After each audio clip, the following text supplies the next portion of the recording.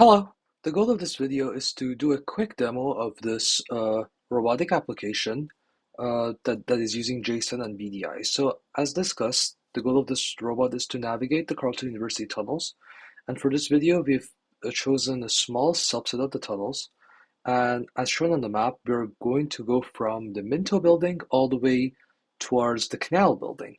So in our way, we have three intersections that we should be aware of. Those are crucial points for this robot to visit, and we have previously placed Bluetooth beacons at every single of these intersections. As shown on the map, you're going to first do a left turn, going from the starting from the Minto building.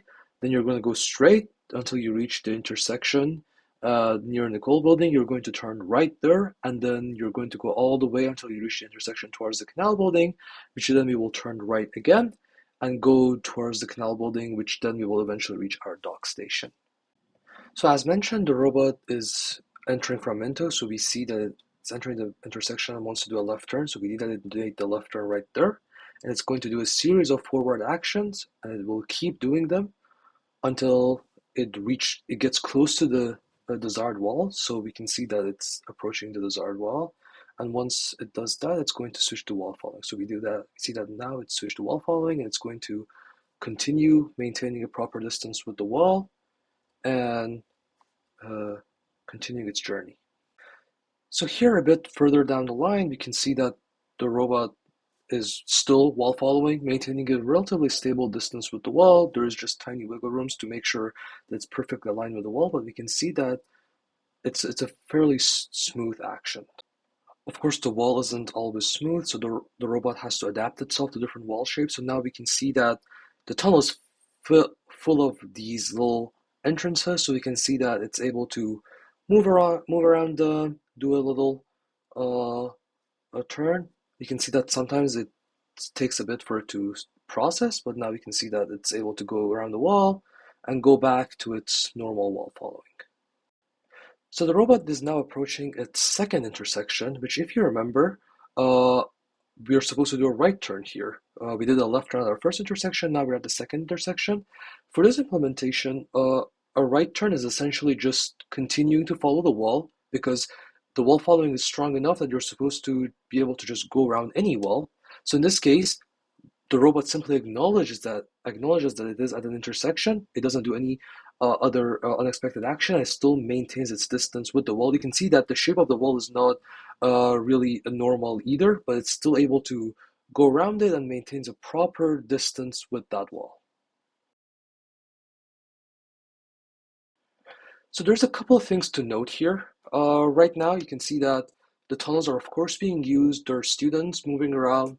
The robot is unaffected by them, by students moving in the tunnels.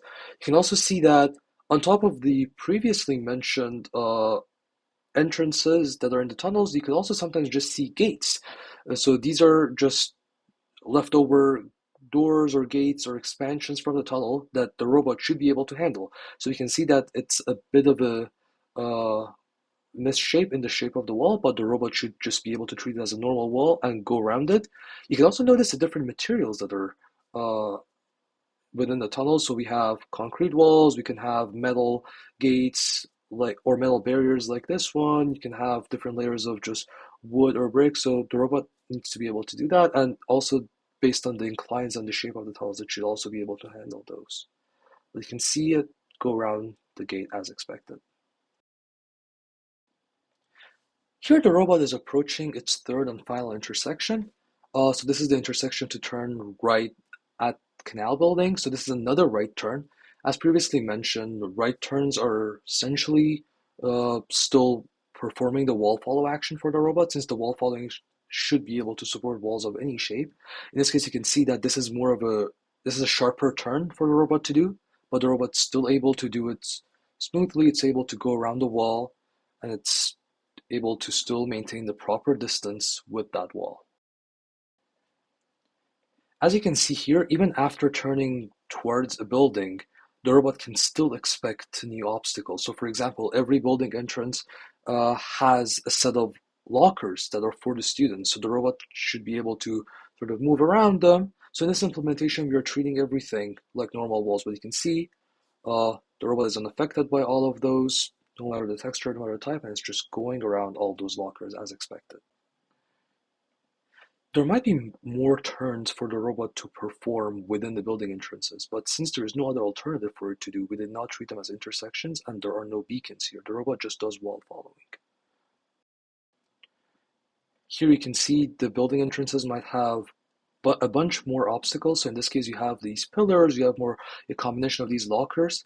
So the robot should still treat all of these as just a complicated wall with a bunch of uh, unexpected obstacles around it. And you can see it uh, do so. So you can actually see a few examples of obstacle detection here.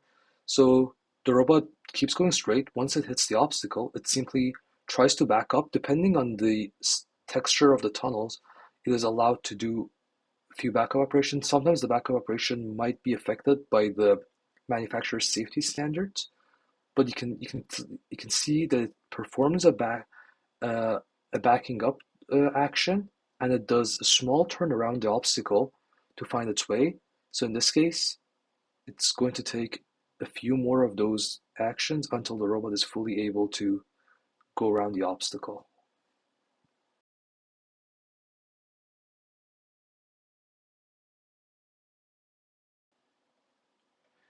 Here we can see another sort of gap within the wall. So in this case, there could be a few gaps between the lockers themselves. Those could still be tricky for the robot to handle, but we can see that it is fairly unaffected by those.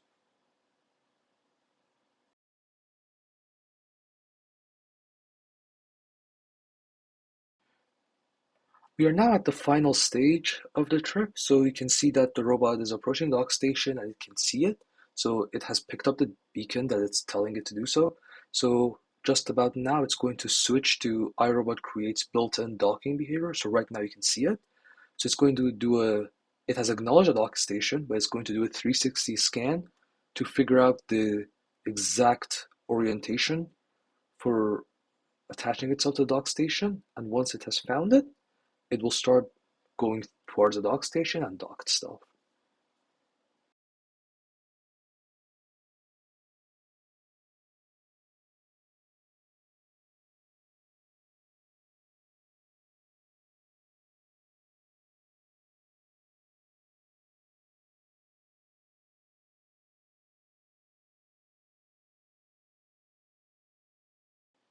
Here we can see that it is making its way towards the dock station and it has completed its trip. Thank you very much for watching.